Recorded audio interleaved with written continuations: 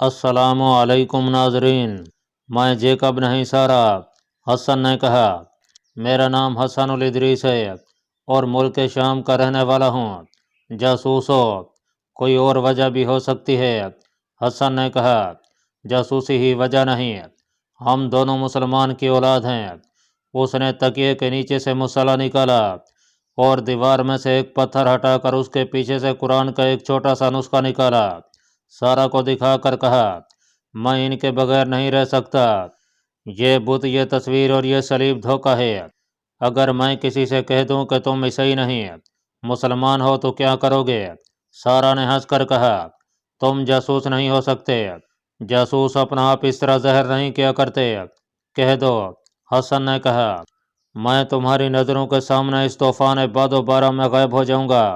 जासूस मेरी तरह अपना आप जहर नहीं किया करते, और जब जहर होते हैं तो इतनी आसानी से हाथ भी नहीं आते जितना तुम समझती हो। लेकिन सारा, मुझे यकीन है कि तुम किसी से नहीं कहोगी, तुम किसी से नहीं कहोगी कि ये शख्स जेकब नहीं हसन है। तुम कह ही नहीं सकोगी। हमारी रगों में रसूल सल्लल्लाहु अलैहि वसल्लम के शहदाइयों का खून है। ये खून सफ़ेद नहीं हो सकता। ये खून अपने कतरों को धोखा नहीं दे सकता। तुम रक्स के लिए नहीं, मस्जिद अक्सा को कुफार से आज़ाद कराने के लिए पैदा हुई हो। सारा, मैंने तुम्हें अपना राज दे दिया है, तुम मुझे अपना राज दे दो। मुझे तुम्हारे जिस्म से कोई सरोकार नहीं, मैं तुम्हारी रूह को पाक देखना चाहता हूँ। मैं गुनाहों में पली बड़ी और गुनाहों में जवान हुई। गुनाहों का हुस्न अब जहरीला नाक बन गया है। मैं अब जिंदा नहीं रहना चाहती। अपनी जान लेना भी गुनाह है। हसन ने कहा, अल्लाह ताला बख्शने वाला मेहरबान है। ये अल्लाह ताला का वादा है। गुनाहों का कफारा अदा करो, सब बेकरारियां रूहानी सुकून में बदल जाएंगी। क्या करूं? सारा ने आंसू पूछते हुए कहा। जासूसी। हसन ने जवाब दिया, सिर्फ एक बार, पहली और आखिरी बार। लेकिन तुम उस वक्त तक जासूसी नहीं कर सकोगी जब तक ये ना समझ लो कि उसका मकसद क्या है। इंसान अपने मकसद की अजमत से अजीम बना करते हैं। जानती हो नूरुद्दीन जंगी का मकसद क्या था? सुल्तान सलाहुद्दीन अयूबी का मकसद क्या है? मैं सुल्तान सलाहुद्दीन अयूबी का मकसद अच्छी तरह जानती हूँ। सारा ने कहा, मैं कुर्बानी देने को तैयार हूँ। मुझे मेरा फ़र्ज बताओ। तुम्हें उस बूढ़ी और भद्दी औरत ने मूसल के जिस एलची के पास जाने को कहा है, तुम उसके पास चली जाओ। हसन ने कहा, सुल्तान सलाहुद्दीन अयूबी औरत को जासूसी के लिए नहीं भेजा करते। वो कहा करते थे कि एक औरत की असमत बचाने के लिए मैं एक मजबूत कला दुश्मन को देने के लिए तैयार हूँ। हम मसमतों के मुहाफ़िज़ हैं। मगर सारा, तुम यहाँ मौजूद हो। हमें जो फ़र्ज़ अदा करना है वो सिर्फ तुम्हारे ज़रिए हो सकता है। मैं तुम्हें एक दो तरीके बताऊंगा जिनसे तुम उन बूढ़े मुसलमानों के सीनों से राज भी निकाल सकोगी और अपनी इज्जत भी बचा लोगी। तुम्हारा मकसद बड़ा पाक और बुलंद है। मुझे उम्मीद है कि खुदा तुम्हारी आबरू की हिफाजत करेगा। मुझे बताओ क्या करना है। सारा ने कहा, ये दोनों एलची मूसल के हुक्मरान इज़ुद्दीन की तरफ से आए हैं। हसन ने उसे बताया, मुझे यकीन है कि वो सुल्तान सलाहुद्दीन अयूबी के खिलाफ बाल्डून से मदद लेने आए हैं। इस वक्त हमारी फौज नसीबा के मकाम पर खैमाजन है। हमें यह मालूम करके सुल्तान अयूबी को खबरदार करना है कि सलेबी कैसा जंगी इक़दाम करेंगे और मौसल और हलब और दीगर छोटी छोटी मुसलमान अमरतों का रवैया क्या होगा। क्या वो सलेबियों के इत्तेहादी बन जाएंगे? हसन ने उसे बड़ी लंबी तफसील से उसका काम समझा दिया। बारिश थम गई तो सारा हसन के कमरे से निकली। वो जब उस इमारत में दाखिल हुई जहां उसका कमरा था तो उसे वो औरत मिल गई जो इन सब लड़कियों की कमांडर थी। उसने सारा को देखा और मुस्कुरा कर कहा, रात को तैयार रहना। मेरे आदमी ने मौसल के एक एलची के साथ बात कर ली है। मैं तुम्हें उसके कमरे में छोड़ आऊंगी। मौसल के दोनों एलची अपनी गद्दारी को कामयाब बनाने के लिए सलेबी बादशाह से मदद लेने आए थे। ये बादशाह अपने मफाद की खातिर और मुसलमान हुक्मरानों को आपस में लड़ाने की खातिर उन्हें पुष्ट पनाही और मदद दे रहा था। रात सारा को सियाह लिबादे में छुपा कर एक एलची के कमरे तक पहुंचा दिया गया। एलची, जो वाली मूसल इज़ुद्दीन का फौजी मुशीर था, 50 साल से ऊपर की उम्र का आदमी था। वो एक रकासा का इंतजार बेताबी से कर रहा था। उसका दरवाज़ा खुला। एक लड़की सर से पांव तक सियाह लिबादे में मस्तूर उसके कमरे में दाखिल हुई। दरवाज़ा बंद हो गया। सारा ने सियाह लिबादे को उतार कर परे फेंक दिया। उसने एलची की तरफ देखा तो हैरत से उसका मुंह खुल गया। वो पीछे हटने लगी, हत्ता कि उसकी पीठ दीवार से जा लगी। उसने दोनों हाथों से अपने कान ढांप लिए। एलची ने सारा का चेहरा देखा तो उसे हिचकी सी आई और उसके मुंह से सरगोशी निकली। सारा खामोशी से उसे देखती रही, जैसे उसकी जबान बंद हो गई हो। एलची ने घबराई हुई और हैरत ज़दा आवाज में एक बार फिर पूछा, सारा, तुम सारा हो? वो खिसियानी सी हंसी हंसकर बोला, नहीं, मुझे गलती लगी है। तुम्हारी शिक्ल मेरी एक बेटी से बिल्कुल मिलती जुलती है। उसका नाम सायरा है। वो सायरा मैं ही हूँ जो आपकी बेटी है। सारा की जबान अचानक खुल गई। उसने नफरत से दांत पीस कर कहा, मैं ही आपकी बेटी हूँ। महल्लात में दूसरों की बेटियों को नचाने वाले की बेटी भी नाच सकती है। मैं एक बेगैरत बाप की बेगैरत बेटी हूँ। एलची लड़खड़ाया और पलंग पर गिर पड़ने के अंदाज से बैठ गया। अब उसकी जबान बंद हो गई थी। सायरा उसकी अपनी बेटी थी। बाप बेटी को जुदा हुए 2 साल गुजर गए थे। ईमान फरोशों की बेटियां असमत फरोश हुआ करती हैं। सारा आगे बढ़ी और बाप के सामने रुक कर नफरत से दांत पीसने लगी। उसने कहा कि आज अपनी गैरत और अपनी इज्जत का अंजाम देख। तो अपनी बेटी की असमत का गाहक है। उसके बाप की जबान लड़खड़ा कर हिकलाने लगी। तू घर से भाग गई थी। बेगैरत मैं नहीं, तू बेगैरत है। जो बाप अपनी जवान बेटी के सामने बेटी की उम्र की लड़कियों को नचाता और शराब के नशे में बदमाश होकर उनके साथ बेटी के सामने दस्त दराजी करता है, उस बाप की बेटी गैरत वाली नहीं बन सकती। वो भी रकासा और तवाइफ बनती है। एलची ने सर अपने हाथों में थाम लिया था। उसका जिस्म कांप रहा था। आज तो अपने ईमान की कीमत वसूल करने आया है। सारा ने हकारा तमेज लहजे में कहा, तो फलस्तीन और किबला अवल का सौदा करने आया है, अपनी बेटी को कीमत देने आया है। सारा की आवाज़ भर आ गई। उसने कहा कि ये मेरी ज़िंदगी की आखिरी रात है। मैं बाप के गुनाहों की सज़ा भुगत कर इस दुनिया से जा रही हूँ। उसके बाप ने आहिस्ता आहिस्ता सर उठाया। उसकी आंखों से आंसू बह बह कर उसके गालों को तर कर रहे थे। उसने उठकर दीवार से लटकती हुई तलवार उतारी, नियाम से निकाली और सारा के आगे करके कहा, ये लो, अपने हाथों मुझे ख़त्म कर दो, शायद मेरे गुनाहों का कफारा अदा हो जाए। सारा ने उसके हाथ से तलवार ले ली और कहा कि आज रसूल सल्लल्लाहु अलैहि वसल्लम की उम्मत इस मकाम पर आ पहुंची है जहां एक बाप अपनी बेटी के हाथ में तलवार देकर यह कहने की बजाय कि जा बेटी किबला अव्वल को इस तलवार से आज़ाद और आबाद कर, ये कह रहा है कि मुझे इस तलवार से कत्ल करके मेरे गुनाहों का कफारा अदा कर दे। अपने बाप की जज्बाती हालत और शर्मिसारी के आंसू देखकर सारा का लहजा बदल गया। बाप का एहतराम लौट आया। उसने कहा कि मरकर ही गुनाहों का कफारा अदा नहीं किया जा सकता। एक तरीका यह भी है कि जिंदा रहो और दुश्मन को कत्ल करो। मैं आपको बताऊं। बाप ने शिकस्त खुर्दगी के अंदाज से बेटी की तरफ देखा। शाहबाल्डून के साथ आपने जो मुआहदा किया है और सुल्तान सलाहुद्दीन अयूबी को शिकस्त देने के लिए जो मंसूबा तैयार और तय किया है, वो मुझे बता दें। सारा ने कहा, मैं ये सुल्तान तक पहुंचा दूंगी। इससे बड़ी नेकी और कोई नहीं हो सकती। आपके सारे गुनाह बख्श दिए जाएंगे। बाप खामोशी से सुन रहा था। सारा ने कहा, हम दोनों की निजात इसमें है कि हम दोनों यहाँ से फरार होकर सुल्तान सलाहुद्दीन अयूबी के पास पहुँच जाएं और आप उसे सारी बात अपनी ज़बानी सुना दें। मैं तैयार हूँ। बाप ने कहा, लेकिन हम यहाँ से निकलेंगे कैसे? इंतज़ाम हो जाएगा। सारा ने कहा। बाप ने बेटी को गले लगा लिया और फूट फूट कर रोने लगा। उसके अपने गुनाहों ने से हथियार डलवा लिए थे। लड़कियों की कमांडर औरत बहुत खुश थी कि उसे बड़ा मोटा गाहक मिल गया है। वो इत्मीनान से सो गई। उसे मालूम था कि सारा सुबह वापस आएगी, मगर सारा हसन उल इदरीस के कमरे में थी। उसने जब हसन को बताया कि उसका गाहक उसका बाप था तो हसन को चक्कर आ गया था। सारा ने हसन को बताया कि उसके बाप ने घर का माहौल किस कदर गुनाह आलूद बना रखा था और वो किस तरह इन्हीं गुनाहों की शिदई होकर एक सलेबी के साथ घर से भागी और किस तरह इस मकाम तक पहुंची। सारा ने उसे बताया कि उसका बाप सुल्तान सलाहुद्दीन अयूबी के पास जाने को तैयार है। मैंने तुम्हें कहा था कि तुम्हारा मकसद पाक है। हसन ने कहा, मुझे उम्मीद है कि खुदा तुम्हारी आबरू की हिफाजत करेगा।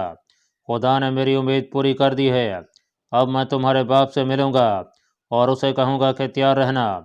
दिन को हसन सारा के बाप से मिला, बच बच कर बात की, उसकी गैरत को झंझोड़ा اور جب دیکھا کہ وہ بہت ہی نادم ہے تو حسن نے اسے وہاں سے نکلنے کا سہل طریقہ بتایا۔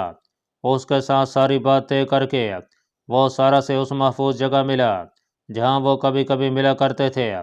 سارا کے باپ نے اپنے میزبانوں سے خواہش ظاہر کی کہ وہ اکیلے ذرا سیر کے لیے جانا چاہتا ہے۔ اسے گھوڑا دے دیا گیا۔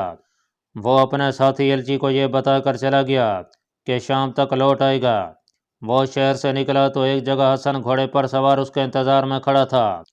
ایک اور جگہ سارا چھپی ہوئی تھی۔ اسے باپ نے اپنے گھوڑے پر سوار کر لیا اور وہ نصیبہ کی سمت روانہ ہو گئے۔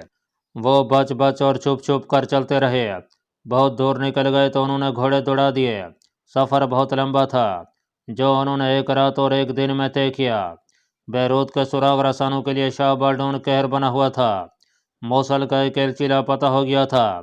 ایک شاہی رقاصہ جو شاہ بالڈون کو ذاتی طور پر اچھی لگتی تھی غائب تھی، اور گلبرٹ جیکب نام کا ایک خصوصی باڈی گارڈ بھی لاپتہ تھا۔ تینوں کا کوئی سراغ نہیں مل رہا تھا۔ لڑکیوں کی کمانڈر عورت کی زبان بند تھی۔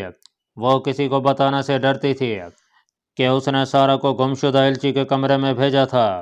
بیروت میں صرف ایک آدمی کو معلوم تھا کہ یہ تینوں کہاں ہیں۔ اس آدمی کا نام حاتم تھا، مگر حاتم گمنام سا فعل ساز تھا۔ اسے وہی لوگ جانتے تھے جو اسے گھوڑوں کی نال لگوایا کرتے تھے۔ کسی کے وہم گمان میں بھی نہیں تھا کہ یہ غریب سا نال ساز سلطان ایوبی کے اس جاسوس گروہ کا لیڈر ہے جو بیروت کے اندر سرگرم ہے۔ سراغ رساں اپنے قیافوں اور قیاس ہریوں سے بولے ہوئے جا رہے تھے۔ حسن الادریس، سارا اور اس کا باپ سلطان صلاح الدین ایوبی کے پاس پہنچ چکے تھے۔ سلطان ایوبی عادت کے مطابق خیمے میں ٹہل رہا تھا اور سارا کا باپ اسے بتا چکا تھا کہ بالڈون کے ساتھ اس نے کیا منصوبہ تیار کیا ہے۔ سلطان ایوبی نے اسی وقت اپنے سالاروں کو بلا لیا اور نقشہ سامنے رکھ کر انہیں بتانے لگا کہ صلیبیوں کا منصوبہ کیا ہے اور ان کے خلاف وہ کیا کارروائی کرنا چاہتا ہے۔ اس خبر نے سلطان ایوبی کو حیران نہ کیا کہ حلب اور موصل کے حکمرانوں عماد الدین اور عز الدین نے صلیبیوں کے ساتھ اس کے خلاف درپردہ گٹھ جوڑ کر لیا ہے۔ یہ تو جیسے اس دور میں رسم بن گئی تھی کہ چھوٹے بڑے مسلمان امراء صلیبیوں کے ساتھ درپردہ دوستانہ گانٹنے لگے تھے۔ اس کی وجہ صرف یہ تھی کہ سلطان ایوبی ان سب کو ایک خلافت کے تحت لا کر انہیں ایک متحد قوم بنانا چاہتا تھا، مگر یہ امراء اپنی الگ الگ ریاستیں برقرار رکھ کر ان کے حکمران بنے رہنے کو اپنا مقصد بنے ہوئے تھے۔ انہیں توقع تھی کہ ان کا یہ مقصد صلیبیوں کی دوستی سے پورا ہو سکتا ہے۔ سلطان ایوبی نے متعدد بار کہا تھا، میں کسی مسلمان ریاست میں سے اپنی فوجیں گزارنا بھی پسند نہیں کروں گا۔ میرا مدعا یہ ہے کہ یہ امراء، یہ حکمران صلیبیوں کے خلاف متحد ہو جائیں، خلافت بغداد کے وفادار ہو جائیں جو قرآن کا حکم ہے۔ میں انہیں اپنے زیر نگی نہیں کروں گا۔ میں خلیفہ نہیں ہوں، میں تو خود خلیفہ کا پیروکار اور خادم ہوں۔ خلافت کے تحت آ جانے سے ان لوگوں کو یہ خطرہ نظر آ رہا ہے کہ ان کی عیاشیاں بند ہو جائیں گی اور صلیبیوں کی طرف سے انہیں لڑکیوں اور شراب کے جو تحفے ملتے تھے وہ بند ہو جائیں گے۔ وہ حکومت کی دنیا کی جھوٹی شان و شوکت اور عیش و عشرت کے عادی ہو گئے تھے۔ ان کی نظروں میں سلطنت اسلامیہ کی کوئی وقت نہیں رہی تھی۔ ناظرین، 1183 عیسوی کے اوائل میں سلطان صلاح الدین ایوبی نصیبہ کے مقام پر خیمہ زن تھا۔ یہاں سے اسے بیت المقدس کی طرف پیش قدمی کرنی تھی، مگر اسے مسلمان امراء کی نیت میں فتور نظر آ رہا تھا۔ وہ اب یہ معلوم کرنے کی کوشش کر رہا تھا کہ حلب اور موصل کے والیان کی درپردہ سرگرمیاں کیا ہے اور صلیبی کیا منصوبہ بنا رہے ہیں۔ اسے اپنے جاسوس حسن الادریس نے بیروت سے آ کر پوری اطلاع دے دی۔ اس جاسوس نے دوسرا کارنامہ یہ دکھایا کہ عز الدین کے ایک فوجی مشیر اور اس کی بیٹی جو گھر سے بھاگ کر بیروت میں صلیبیوں کے پاس رقاصہ تھی اپنے ساتھ لے آیا۔ حسن الادریس سلطان ایوبی کے پاس آیا اور بتایا کہ عز الدین نے بیروت 2 ایلچی صلیبیوں کے پاس جنگی امداد کے لیے بھیجے ہیں۔ سلطان ایوبی اس اطلاع پر حیران ہوا، البتہ یہ اطلاع اس کے لیے اہم تھی۔ اس نے اسی وقت سالاروں کو بلا لیا اور نقشہ سامنے رکھ کر انہیں بتایا کہ صلیبیوں کا منصوبہ کیا ہے۔ عز الدین کا جو ایلچی بیروت صلیبیوں سے مدد لینے گیا تھا اس کا نام احتشام الدین تھا۔ اب سلطان ایوبی کے پاس اس کی حیثیت ایک قیدی کی تھی، لیکن سلطان ایوبی نے احترام سے اسے اپنے سالاروں کے ساتھ بٹھایا۔ احتشام الدین کو تقریباً ہر ایک سالار جانتا تھا۔ کوئی اسے حقارت سے گھور رہا تھا اور کسی کے چہرے پر خوشی کے آثار تھے کہ وہ ان کے درمیان بیٹھا ہے اور قید ہے۔ सुल्तान अयूबी ने हसन उल इदरीस की रिपोर्ट सुन ली थी। मुझे उम्मीद है कि हमारा दोस्त एहतशामुद्दीन आपको खुद ही बताएगा कि इज़्ज़ुद्दीन और अमादुद्दीन की नीयत क्या है। सुल्तान अयूबी ने कहा, मैं एहतशामुद्दीन पर इल्ज़ाम आयद नहीं करता कि ये हमारे खिलाफ लड़ने के लिए सलेबियों से जंगी इमदाद लेने गया था। इसे वाली मूसल इज़्ज़ुद्दीन ने भेजा था। ये इज़्ज़ुद्दीन का मुलाजिम है। सुल्तान मोहतरम, एक सलार ने कहा, मुझे उम्मीद है कि आप मुझे ये कहने से नहीं रोकेंगे कि एहतशामुद्दीन अपने हुक्मरान का मामूली सा मुलाजिम नहीं है, ये उसका फ़ौजी मुशीर है, यह सलार है। इसे अपने हुक्मरान को ऐसा मशवरा नहीं देना चाहिए था कि सलेबियों से मदद हासिल की जाए। मुझे हुक्म दिया गया था। एहतशामुद्दीन ने जवाब दिया, अगर मैं हुक्म अदोली करता तो आपको जलाद के हवाले कर दिया जाता। एक नायब सलार ने कहा, आपने मौत के डर से अपने बादशाह का ऐसा हुक्म माना जो आपकी अपनी कौम और अपने मजहब की जिल्लत का बायस है। क्या हम अपने घरों से दूर, अपने औलाद से बेखबर, अपने आप से बेनियाज यहाँ अपनी उम्रें लंबी करने बैठे हैं? एक मुद्दत से हम इन चट्टानों में मारे मारे फिर रहे हैं और रात इस पथरीली ज़मीन पर सोते हैं, जबकि आप हलब के महल में शहजादों जैसी ज़िंदगी बसर कर रहे हैं। हमारे सिपाहियों की हड्डियाँ सारे इलाके में बिखर गई हैं। तुम किसी शहीद की कोई हड्डी देखोगे तो कहोगे कि यह किसी जानवर की हड्डी है। ऐश व इशरत ने तुम्हारी नज़रों में शहीद को शराब में डबो दिया है, दोस्त और दुश्मन को एक कर दिया है। हम मरने आए हैं तो तुम्हें जीने का क्या हक है? एहतराम, सुल्तान अयूबी ने कहा, एहतशामुद्दीन ने मेरे पास आकर गुनाहों का कफारा अदा कर दिया है। अगर इसे ताने देने होते तो मैं भी दे सकता था। एहतशामुद्दीन उठा और सबके सामने जा खड़ा हुआ, सबको नज़रें घुमा कर देखा और बोला, मेरे दोस्तों, मैं तुम्हारी नज़रों में हकारत और कहर देख रहा हूँ। तुम्हें हक पहुँचता है कि मेरे लिए सजाए मौत तजवीज़ करो, मगर मैं तुम्हारे लिए इबरत का समान हूँ। यह दुरुस्त है कि मैंने वाली मूसल इज़्ज़ुद्दीन की खुशनुदी हासिल करने के लिए अपना ईमान फ़रोख्त किया और उसका एलची बनकर बैरूत गया और सलेबियों से मदद मांगी। मगर यह भी दुरुस्त है कि जिस तरिसुम ने मेरी अकल और मेरे ईमान को अपने कब्ज़े में लिया, इससे तुम में से कोई भी नहीं बच सकता। क्या तुम में से सलार और हाकिम गद्दारी का जुर्म करते नहीं पकड़े गए? उनमें से बहुत से ऐसे थे जिन पर सुल्तान को इतना एतमाद था जितना उन्हें अपनी ज़ात पर है, मगर वो ईमान फरोश निकले। मैं तुम्हें यह बताना चाहता हूँ कि इंसानी फितरत में एक ऐसी कमज़ोरी है जो इंसान को ऐश व इशरत में डाल देती है, और जहाँ के रोज़ो शब में हुकूमत और माशरे में गुनाह की तरगीब देने वाली बातें हों, वहाँ ज़ाहिद भी ऐश पसंद और गुनाहगार बन जाते हैं। हर कोई अमीर और सुल्तान बनने के ख्वाब देखने लगता है। हर किसी की ज़ात का कला मसमार हो जाता है। अगर तुम मुझे गुनाहगार समझते हो तो मेरी तलवार से मेरा सर तन से जुदा कर दो। अगर मुझे तौबा का मौका देते हो तो मैं अज़मत इस्लाम की पासबानी और सल्तनत इस्लामिया की तोसीक के लिए तुम्हारी बहुत मदद कर सकता हूँ। सलेबी शायद तुमसे आमने सामने की टक्कर नहीं लेंगे, एहतशामुद्दीन ने कहा। उन्होंने हमें हमारी अपनी तलवारों से मरवाने का इंतज़ाम कर दिया है। उन्हें अपनी फ़ौजें मरवाने की ज़रूरत नहीं रही। वो मुसलमानों को मुसलमानों के खिलाफ लड़ाने के लिए उन्हें मदद और शह दे रहे हैं। ये छोटी बड़ी मुसलमान इमारतें और रियासतें जो दरअसल खिलाफत बगदाद के सूबे हैं, सब दर पर्दा सलेबियों के ग़ुलाम बन गए हैं ताकि खुद मुख्तार रहें। अपने मरकज़ से कट कर खुद मुख्तारी इसी सूरत में हासिल की जा सकती है कि दुश्मन की मदद लो और अपने भाई को दुश्मन कहो। खाना जंगी में सिर्फ एक फरीक सच्चा और मुहिब वतन होता है, दूसरा फरीक दुश्मन का दोस्त होता है। दुश्मन उसे खलूस से मदद नहीं देता, बल्कि अपने फ़ायदे और अपने अज़ाइम की तस्कीन के लिए मदद देता है। सलेबी हमारे खिलाफ धड़े से मदद दे रहे हैं। इसकी सूरत यह है कि वो मूसल को अपने छापामार दस्तों का अड्डा बना रहे हैं। वो कुछ अरसे तक छापों और शबखूनों की जंग लड़ेंगे। रफ्ता रफ्ता वो हलब को और दीगर तमाम मुसलमान रियासतों को अपने अड्डे बना लेंगे जो आपके खिलाफ इस्तेमाल होंगे। मैं जब बैरूत में था तो मुझे पता चला था कि सलेबी मूसल से कुछ दूर पहाड़ी इलाके में बेशुमार असले और सामान छुपा कर रखेंगे। उसमें आतिशगीर मादा बहुत ज़्यादा होगा। उसे वो अपने छापा मारों के लिए इस्तेमाल करेंगे और बाद में खुली जंग भी। वो खुली जंग इसी सूरत में लड़ेंगे जब बहुत सी मुसलमान इमारतों में अपने अड्डे बनाकर मुस्तहकम कर चुके होंगे। मैं अभी यह मालूम नहीं कर सका कि वो असला और आतिशगीर मादा किस मकाम पर रखेंगे। ये मालूम करना आपके जासूसों का काम है। सुल्तान अयूबी ने सलारों को भेज दिया। سوائے حسن بن عبداللہ کے جو جاسوس اور سراغ رسانی کے محکمے کا سربراہ تھا، اور سالار سارم مصری کو بھی سلطان ایوبی نے اپنے پاس روک لیا۔ یہ چھاپہ مار دستوں کا سالار تھا۔ میرا قیاس صحیح نکلا ہے۔ سلطان ایوبی نے ان دونوں سے کہا، مجھے معلوم ہے کہ صلیبی موصل اور حلب کو زرپردہ طریقوں سے اپنے اڈے بنانے کی کوشش کریں گے، اور ہمارے مسلمان بھائی ان کے ساتھ پورا تعاون کریں گے۔ تم نے احتشام الدین کی زبان سے سن لیا ہے کہ بالڈون اور دوسرے صلیبی موصل سے کچھ دور کہیں جنگی سامان اور آتش گیر سیال کا بہت بڑا ذخیرہ جمع کر رہے ہیں۔ تم جانتے ہو کہ جس طرح ہمیں رسد کے ذخیرے کی ضرورت ہے، اسی طرح صلیبیوں کو بھی ضرورت ہے۔ ہم میں سے جس کا ذخیرہ ختم یا تباہ ہو گیا، وہ آدھی جنگ ہار جائے گا۔ ہمارے کچھ دستے ٹولیوں میں تقسیم ہو کر موصل اور حلب کے درمیان بیٹھے ہیں۔ انہیں میں نے عز الدین اور عماد الدین کا آپس کا رابطہ توڑنے کے لیے بٹھایا ہے۔ اب بیروت اور ان دونوں جگہوں کے راستے روکنے ہیں۔ یہ مہم ذرا مشکل اور خطرناک ہوگی، کیونکہ چھاپہ ماروں کو اپنے مستقر سے دور جانا ہوگا۔ یہ مجھے دیکھنا ہے کہ یہ مہم مشکل ہے یا آسان ہے، سارم مصری نے کہا، اور یہ میرا فرض ہے کہ مشکل کو آسان کروں۔ آپ حکم دیں، کوئی قافلہ نظر آئے اسے روک لو۔